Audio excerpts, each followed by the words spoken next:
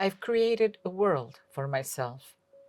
Some old clothes, a few books, the table, music, a place occupied by order, harmony, the play of colors and textures, and dry white wine moving this bitter hand before the authorized invasion of man, children, a job, kitchen, necessary enemies of this part of me that rejoices in solitary, cellular space of my own making, here, inside, this night outside, inside of me, this I.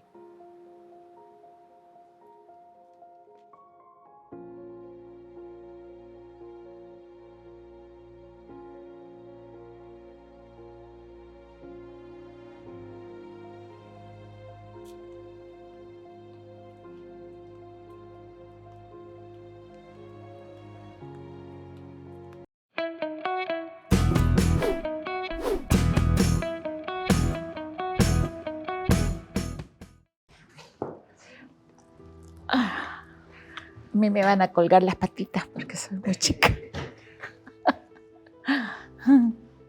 I'm a writer and an educator and a journalist. I write in my study, in a room of my own, in my house. She does a lot of reflection. So she will write, but she will spend almost as much time thinking about it and rolling it over in her head as she does actually. So it's a process. I'm originally from Chile. I came to Canada in 1974 after the military coup of September 11, 1973. It was a very difficult period for us. We knew that we couldn't go back. I couldn't go back personally. I was blacklisted. And we met about 10 years later. She was a great person to be with because she could explain things to me and she could give me some of those experiences without me being there and understanding what it means to be banished and basically told if you don't leave, you know what will happen to you. Carmen impressed me because she was a real thing. She was a revolutionary. And with experience in actual revolutionary events and processes. Because of my age and because of when I came to Canada, I'm a sort of a pioneer in the arts and cultural scene of Latinos in Canada. Before we came, there was nothing, really. And it took for us Chileans to work really hard, making a space for ourselves and then making space for the ones that came after us. What I really liked about Carmen was, she started off when she was very young, she taught English in Chile. And then, she taught Spanish and, I think in English too, in British Columbia. And she always was faithful to her feminist causes and so on. And she was one of the writers who most hung on to those things.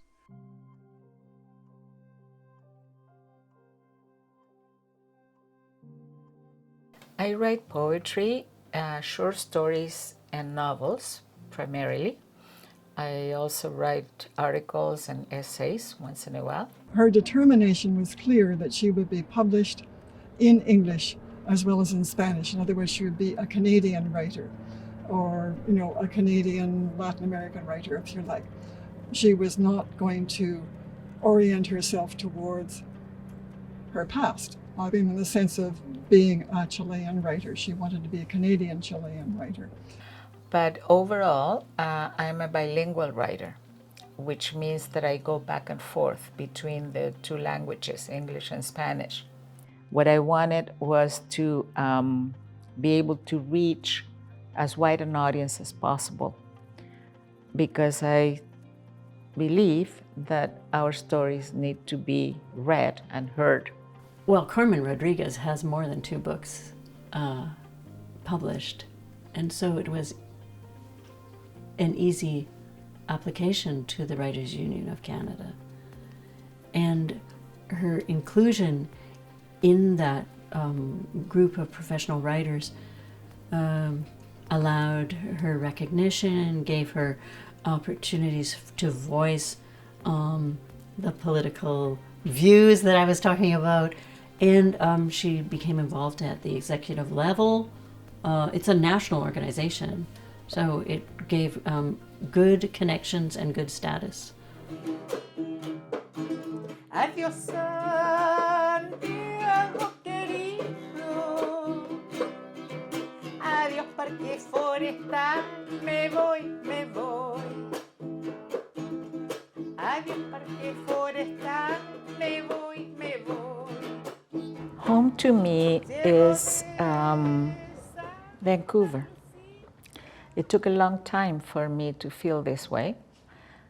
I've been here for 48 years, and at the beginning, of course, home was still Chile. We Chileans that came after the coup, we thought that we were going to be here for a short time, that the dictatorship would not last. I think Carmen has always felt that this is her other home. And I don't want to speak for her, but I think that that's how she sees it.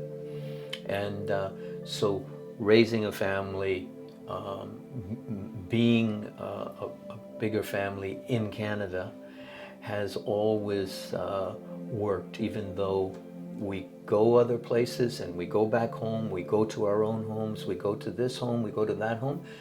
This is ultimately home. Home. I recognize my country in the long, dark hollow of your back. Let me wrap myself in the quiet of your skin and rest. The world is so big, it's so cold out there. Carry me inside your house of murmurs and bones, the only one I have. Chile existed such a long time ago. The blue of the ocean, the height of the snow, so far away. Southern rain, Macul in the fall, Valdivia River pushing life towards Niebla, Mancera. My love, I have wanted you for so long, searched for you for so long. Now I'm here, in you. Don't let me leave. I don't believe fiction is fiction. I think that good fiction is real.